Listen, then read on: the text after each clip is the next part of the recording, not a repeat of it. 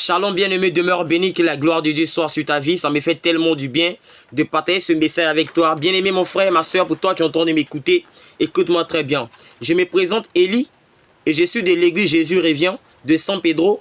Notre grande assemblée est basée à Bassam. Alléluia. Bien-aimé, écoute-moi très bien. Je vais t'amener à comprendre quelque chose de très important.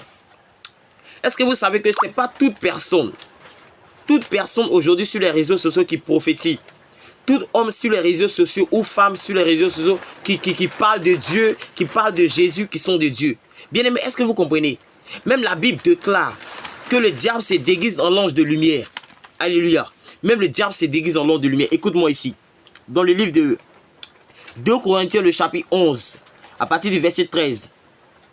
Ces hommes-là sont de faux apôtres, des ouvriers trompeurs, déguisés en apôtres de Christ. Et cela n'est pas étonnant, puisque Satan lui-même se déguise en l'ange de lumière. Il n'est donc pas étrange que ses ministres aussi se déguisent en ministres de justice. Leur fait sera selon leurs œuvres. Alléluia. Même quand nous lisons la Bible, la parole de Dieu déclare comme ça que il y aura plusieurs qui viendront et seront vertus en peau de brebis. Mais au-dedans de eux, ce sont des lourds aviseurs. Bien-aimés, ce n'est pas toute personne sur les réseaux sociaux que vous devez écouter. Ce n'est pas toute personne. Voilà pourquoi quand vous êtes chrétien, vous devez demander le discernement. Le discernement à Jésus. Afin que Jésus vous accorde le discernement des esprits. Afin de discerner ceux qui sont faux et ceux qui sont vrais. Alléluia. Bien-aimé, écoute-moi très bien. Je suis de Jésus revient. Et notre grande assemblée est située à Bassam. Bien-aimé, je te dis la vérité.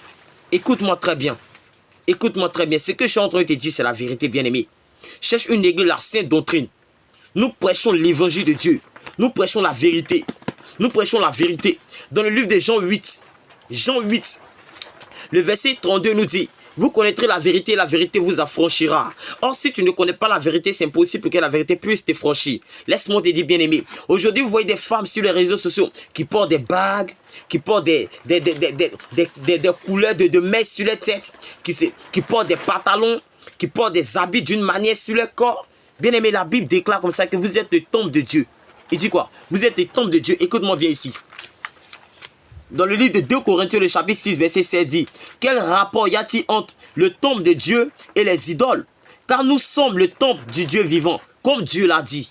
Nous sommes le temple du Dieu vivant, comme Dieu l'a dit. Bien-aimé. Mais comment ça se fait qu'aujourd'hui, même, il y a beaucoup de choses qui se passent. Des gens qui portent les habits de marque, des habits où il y a des têtes de mort, des habits déchirés, des choses bizarres, pour avoir le Oh my God. Que Dieu vous bénisse. Shalom.